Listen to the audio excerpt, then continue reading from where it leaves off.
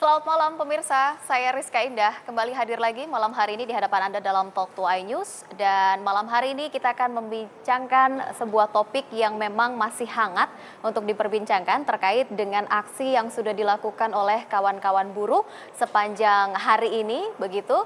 Dan ada beberapa tuntutan sebenarnya yang diajukan oleh kawan-kawan buruh. Namun mungkin Anda bertanya-tanya, dalam rangka apa sebenarnya kawan-kawan buruh ini melakukan aksi? Padahal hari ini bukan hari buruh secara nasional. Nanti kita akan membahas lebih lanjut apa sebenarnya menjadi tuntutan dari kawan-kawan buruh dan kemudian apa solusi yang sudah diberikan oleh pihak pemerintah.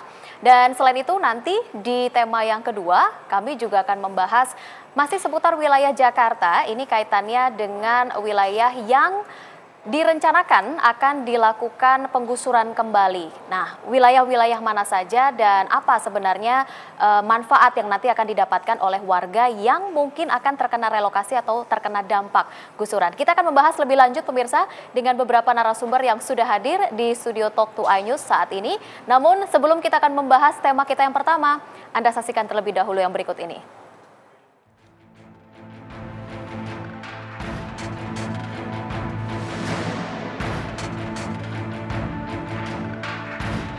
Sebuah ancaman ekonomi kembali menerpa tanah air dengan ditandai anjloknya nilai mata uang rupiah terhadap dolar Amerika Serikat. Rupiah anjlok ke posisi 14.000 lebih. Kondisi ini tidak hanya berdampak pada pemerintah dan tak terkecuali sejumlah pelaku usaha di dalam negeri. Seperti industri yang mengandalkan bahan baku impor menjadi pihak yang terdampak atas melemahnya nilai tukar rupiah. Kondisi ini membuat sejumlah perusahaan mengurangi beban pengeluaran hingga mampu mengancam pemutusan hubungan kerja oleh perusahaan terhadap buruh. Badan Pusat Statistik mencatat pertumbuhan penduduk di Indonesia tidak mengalami penyeimbangan peningkatan lapangan pekerjaan dan mengakibatkan banyaknya masyarakat tidak memiliki pekerjaan. Sepanjang Februari 2014 hingga Februari 2015, jumlah pengangguran di Indonesia meningkat hingga 300.000 orang. Jika pada tahun 2014 jumlah pengangguran sebesar 7,15 juta orang, kini di tahun 2015 bertambah menjadi 7,45 juta orang. Penyebab bertambahnya pengangguran di Indonesia dipastikan disebabkan perlambatan ekonomi nasional. Dengan pergerakan nilai tukar rupiah yang cenderung lebih rendah dibandingkan dengan tahun lalu, itu kan sudah menunjukkan bahwa perekonomian kita memang mengalami penurunan gitu. Karena apa? Karena nilai suatu mata uang itu kan menggambarkan perekonomian suatu negara gitu. Jadi kalau nilai mata uangnya melemah, pasti menunjukkan perekonomian tersebut mengalami pelemahan gitu. Nah, pelemahan perekonomian terlihat dari mana? Penurunan daya beli masyarakat, kegiatan industri mengalami penurunan. Jadi dan hal-hal lain yang memang menunjukkan bahwa perekonomian tersebut mengalami penurunan dan itu akan tercermin di pergerakan nilai mata uangnya. Pelemahan ekonomi Indonesia tentu dipengaruhi kondisi internasional yang memang sedang tidak stabil. Namun banyak persoalan akan dilahirkan di dalam negeri seperti ancaman terhadap buruh. Pemerintah harus segera mengambil kebijakan agar tidak terjadi PHK akibat depresiasi nilai rupiah atau penguatan apresiasi nilai dolar ini. Karena ini sangat membebani para pengusaha karena hampir 70%-80% bahan baku industri dan barang modal kita itu adalah sangat bergantung pada impor.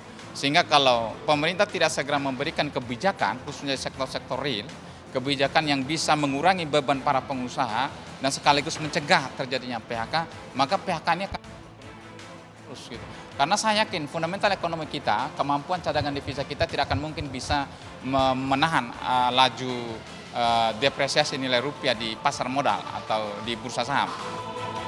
Kondisi penurunan ekonomi Indonesia membuat ribuan buruh dari berbagai daerah hari ini turun ke jalan, mengkhawatirkan terjadinya pemutusan hubungan kerja akibat kondisi ekonomi yang tidak stabil.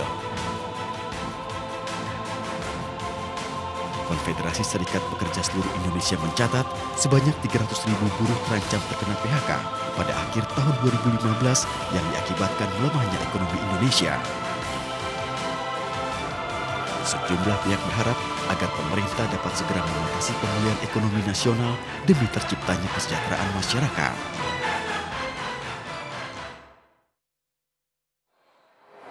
Ya, salah satu tuntutan yang disampaikan oleh kawan-kawan buruh ini adalah menolak ancaman PHK akibat melemahnya nilai tukar rupiah. Apakah memang sedemikian yang disampaikan oleh kawan-kawan buruh? Kita akan membahas lebih lanjut pemirsa dalam Talk to iNews malam hari ini sudah hadir 3 orang narasumber di Talk to iNews. Saya perkenalkan terlebih dahulu yang punya gawe untuk hari ini ada Pak Said Iqbal. Selamat malam. Malam, Mbak. Presiden KSPI. Iya. Ya, nanti kita pengen tahu ini sebenarnya dalam rangka apa tiba-tiba melakukan aksi begitu ya kawan-kawan buruh. Sempat terkejut loh beberapa masyarakat Gitu juga. Kemudian di sampingnya juga ada Pak Alex Datuk Yahya, Komite Tetap Kadin.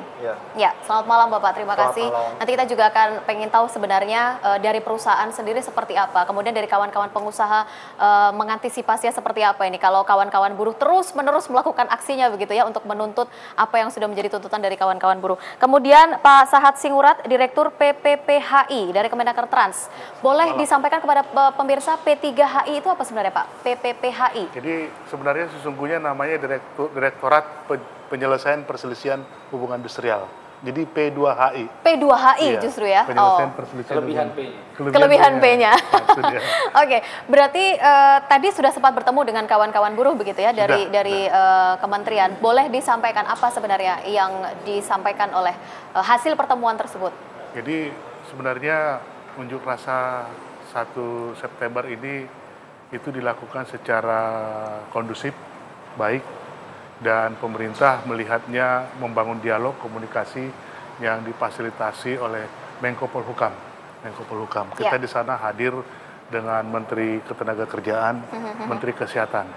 Hal tersebut terkait dengan isu-isu yang diusung oleh teman-teman dari Serikat Pekerja, Serikat Buruh. Gitu.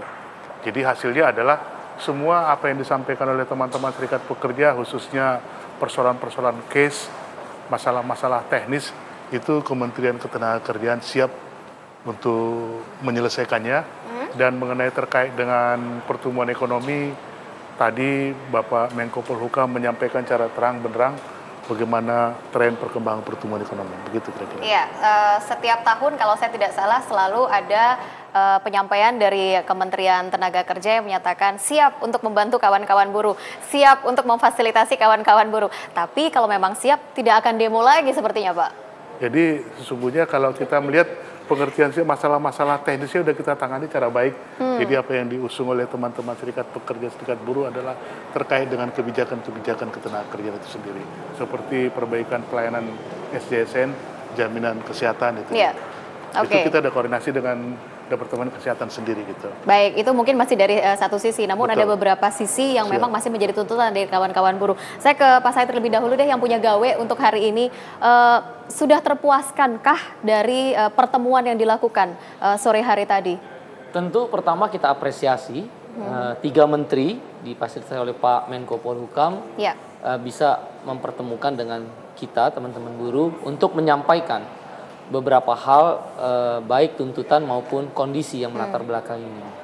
Tapi hasilnya masih jauh dari harapan, bahkan tidak memuaskan karena ketika selesai kita menyampaikan tuntutan dan penjelasannya, maka Pak Menko Polhukam, Menkes dan Menaker sekedar memberikan penjelasan. Bahkan Pak Menko Polhukam lebih kepada menjelaskan kondisi ekonomi terkini, tidak menjawab persoalan yang kami persoalkan, tuntutan yang kami ajukan. Menteri Teknis, Menaker dan Menkes pun lebih kepada penjelasan apa yang sudah dilakukan, bukan memberikan solusi apa yang dituntut atau yang disampaikan oleh kawan-kawan buruh. Nah, karena itu tentu kami akan lihat dalam beberapa waktu ke depan apakah 3 faktor yang kami persoalkan. Dan ini tidak hanya persoalan buruh, tapi tentang persoalan rakyat dan masyarakat, itu terjadi perbaikan atau tidak dari kinerja pemerintah. 3 faktor itu adalah 1, melemahnya rupiah terhadap dolar, itu membuat ancaman PHK masif. Catatan kami 100.000 orang sudah terancam. Catatannya Apindo 50 sampai 60.000 orang. Tapi catatan Kemenaker Trans lagi-lagi memang agak lambat. Karena harus menunggu laporan dari bawah, itu hanya 26.500 orang. Artinya berbeda cukup jauh. Sangat gitu jauh. Ya? Karena kalau kita 100.000, kita menghitung juga angka potensi. 3 kategori. 1, yang perusahaannya tutup, maka karyawan seluruh di PHK. Kategori 2, perusahaannya tidak tutup, tapi pengurangan karyawan. Akibat beli barang impor dengan dolar, jual pasar domestik, rupiah ambruk. Atau kalau dia jual ekspor dengan dapat dolar juga, pasar dunia kan juga perlambatan ekonominya lagi lesu. Nggak kejual juga tuh barang. Artinya mereka perlu melakukan pengurangan. Kategori ketiga adalah potensi PHK. Ini yang belum tercatat tentu di Depnaker, tapi kalau kami cepat dapat laporan yang ciri-cirinya dirumahkan, jam kerjanya dikurangi, shiftnya dikurangi. Sekarang udah mulai dipanggil, akan menuju kepada pengurangan dalam bentuk PHK. Nah, oleh karena itu kita akan lihat, kalau dolar kemudian makin ambruk, jangan nyalahin global. Faktor global, iya. Tapi kita sebagai sebuah negara dan bangsa, apa yang harus kita lakukan terhadap efek itu? Akibat dari persoalan-persoalan fiskal dan moneter itu. Global iya, kita tidak bisa nafikan. Tapi kitanya bagaimana? Nah, kalau ini ternyata makin ambruk, PHK makin besar, tentu perlawanan kaum buruh akan makin kuat. Itu artinya, karena kita yang terancam terhadap itu artinya tidak ada itu. sama sekali titik temu begitu dari apa yang sudah didiskusikan sore tadi. Ini bukan persoalan titik temu, ini persoalan tentang apa yang harus dilakukan oleh pemerintah. Karena faktanya misal kemarin 13.977 rupiah, hari ini 14.132 rupiah. Nanti kalau 15.000, aduh, kalap sudah perusahaan-perusahaan. Oke, coba kita ke Pak Alex terlebih dahulu. Apa sebenarnya gejolak yang dirasakan oleh kawan-kawan di Kadin atau mungkin para pengusaha dan juga perusahaan terkait dengan apa yang sudah menjadi tuntutan dari kawan-kawan buruh ini? Kalau saya tidak salah, pagi hari tadi sudah ada 10 tuntutan begitu ya. Namun ada 3 faktor utama tadi yang disampaikan. Ya, pertama dari pandangan pribadi dulu bahwa aksi pekerja pada hari ini cukup simpatik ya. Artinya disampaikan dengan cara yang elegan, yang bagus, tidak ada hal-hal yang membuat khawatir sebenarnya. Walaupun memang di kalangan banyak anggota masyarakat awalnya suka khawatir kan, tapi ternyata sangat elegan, saya apresiasi itu.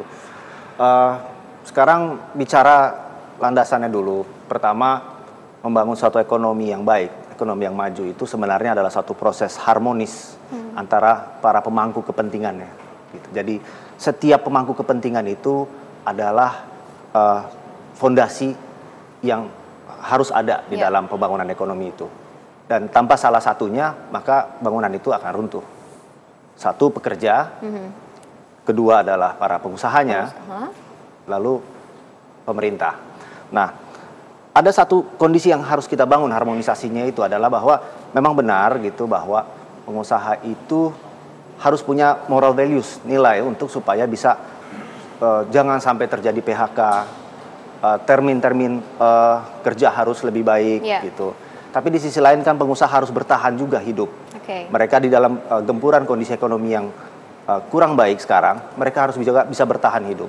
Karena kalau seandainya pengusahanya tidak bertahan hidup, maka tidak bisa dipertahankan gerak ekonomi bisnisnya, maka akan berimplikasi juga kepada pekerja.